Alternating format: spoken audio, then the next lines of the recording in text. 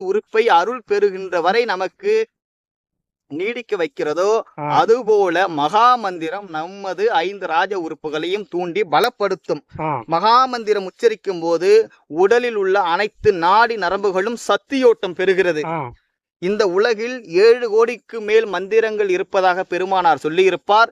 இதில் மகா மந்திரம் மட்டுமே நம்முடைய 5 ராஜ உறுப்புகளையும் பலப்படுத்தும். கண் இல்லாமல் போனாலும் காது இல்லாமல் போனாலும் கடவுளுடைய அருளை நாம் பெற்றுக்கொள்ளலாம். ஏன்னா அதற்கு நமக்கு இந்த தேகம் அவசியமான 5 ராஜ உறுப்புகள் ஏதேனும் ஒன்று செயல் இருந்து போச்சுன்னா உடல் போகிவிடும். உடல் போகிவிட்டால் அரிதற்கு அரிதான பெறுவதற்கு பெறுவதான அருளை பெற்றுக்கொள்ள முடியாது. அதனால் 5 ராஜ உறுப்புகளை தூண்டி பலப்படுத்தக்கூடிய ஒரே ஆற்றல் வாய்ந்த மந்திரம் மகா மந்திரம் மட்டுமே. மகா மந்திரத்தால் மட்டுமே நாத வெளியை கடந்து அருட்பெரு வெளிக்கு நம்மை அழைத்து செல்ல முடியும். மகா மந்திரம் மட்டுமே எக்காலத்தும் நாம் அழிவுறாய் இருக்க வழி சொல்ல முடியும்.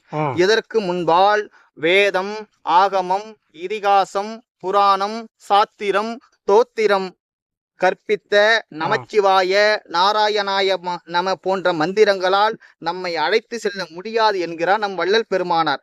இந்த செய்தியை பெருமானார் எங்கு சொல்கிறார் என்றால் அருட்பெருஞ்சோதி அகவலில் சொல்கிறார். வான் பெறருக்கு அரிய வகையெல்லாம் விரைந்து நான் பெற வலித்த நாத மந்திரமே. இந்த நாதம் சொல்றாங்க பாத்தீங்களா, அது நாத வெளியே சொல்லக்கூட. நாதம் என்பது ஒலியை அடிப்படையாக கொண்டது, சவுண்ட் அடிப்படையாக கொண்டது. மந்திரம் சவுண்டால் தான் வரும். வான் பெறருக்கு அரிய வகையெல்லாம் விரைந்து நான் பெற வலித்த நாத மந்திரமே. கற்பம் பலபல கழியினும் அழியா பொற்பூரம் அளித்த புனித மந்திரமே. அகரமும் உகரமும் அழியா சிகரமும் வகரமும் ஆகிய வாய்மை மந்திரமே. வேதமும் ஆகம விரிவுகள் அனைத்தும் ஓதி நின்று உளவாது ஓங்கும் மந்திரமே என பாடுகிறார்.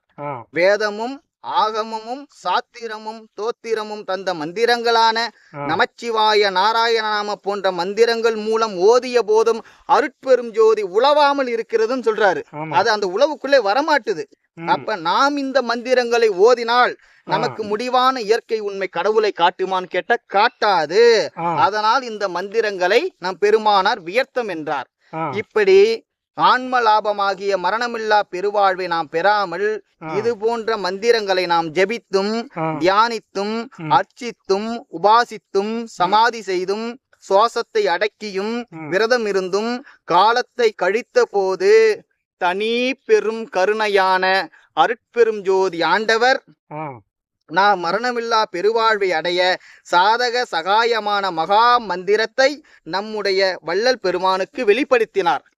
அப்படி அருட்பெரும் ஜோதி ஆண்டவர் வெளிப்படுத்திய மகா மந்திரத்தை இனி நாம் காண்போம்.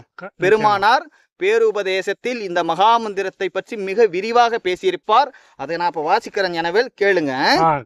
இத்தருணம் ஆண்டவர் எல்லாவற்றையும் நீக்கி எல்லோரும் மேலான இன்பத்தை அடையும் பொருட்டு முடிவான இன்ப அனுபவத்திற்கு சாதக சகாயமான திருவருள் மகா வாக்கிய திருமந்திரத்தை தமது உண்மையை வெளிப்பட காட்டும் மகா மந்திர வாக்கியத்தை எனக்கு வெளியிட்ட அவ்வண்ணம் எனது மெய் அறிவின் கண் அனுபவித்து எழுந்த உண்மை அறிவானந்த இன்பத்தை நீங்கள் எல்லவரும் என் போல் ஐயம் திரிவு மயக்கமின்றி அடைய என்னுள்ளே எழுந்து பொங்கிய ஆன்மநேய ஒருமை பாட்டுரிமையை பற்றி குறிப்பித்தேன், குறிப்பிக்கின்றேன், குறிப்பிப்பேன்.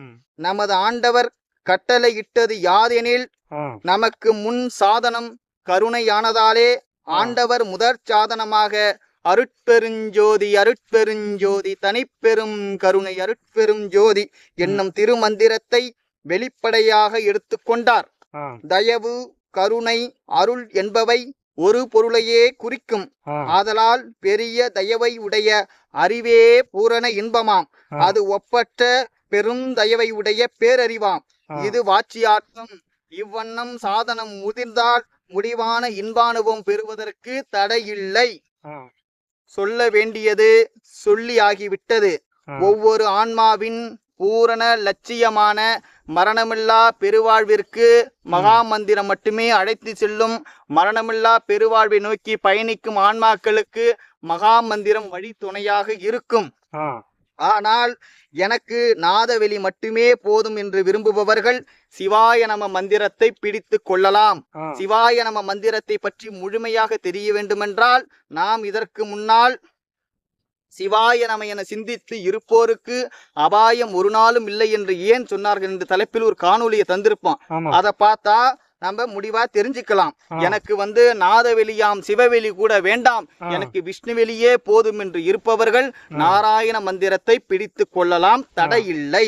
முக்கியமாக ஒன்றை நாம் தெரிந்து கொள்ள வேண்டும். விந்து வெளியாம் சிவவெளியும் விஷ்ணுவெளியும் நித்தியமான வெளிகள் கிடையாது, அவை அனித்தியமான வெளிகள் என்பதை நாம தெரிஞ்சுக்கணும்.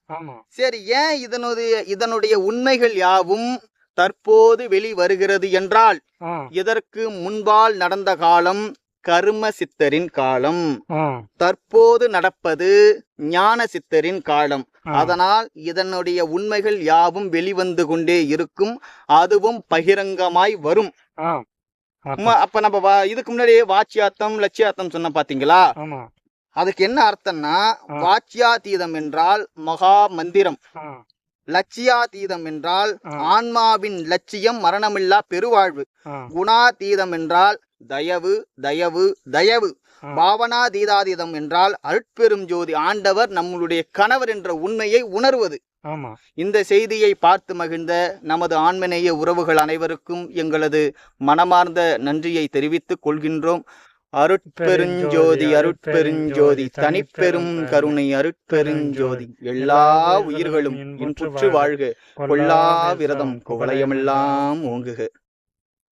இத்தருணம் ஆண்டவர் எல்லாவற்றையும் நீக்கி எல்லோரும் மேலான இன்பத்தை அடையும் பொருட்டு முடிவான இன்ப அனுபவ ஆனந்தத்திற்கு சாதக சகாயமான திருவருள் மகாவாக்கிய திருமந்திரத்தை, தமது உண்மையை வெளிப்படக் காட்டும் மகாமந்திர வாக்கியத்தை எனக்கு வெளியிட்ட அவ்வண்ணம் எனது மெய்யறிவின் கண் அனுபவித்து எழுந்த உண்மை அறிவு அனுபவ ஆனந்த இன்பத்தை நீங்கள் எல்லாவரும் என்போல் ஐயம் திரிபு மயக்கமின்றி அடைய என்னுள்ளே எழுந்து பொங்கிய ஆன்மநேய ஒருமைப்பாட்டு உரிமையைப் பற்றி குறிப்பித்தேன், குறிப்பிக்கின்றேன், குறிப்பிப்பேன். நமது ஆண்டவர் கட்டளையிட்டது யாதெனில், நமக்கு முன்சாதனம் கருணையானதினாலே ஆண்டவர் முதற் சாதனமாக அருட்பெருஞ்சோதி அருட்பெருஞ்சோதி தனிப்பெருங்கருணை அருட்பெருஞ்சோதி எனும் திருமந்திரத்தை வெளிப்படையாக எடுத்துக்கொண்டார். தயவு கருணை அருள் என்பவை ஒரு பொருளையே குறிக்கும்.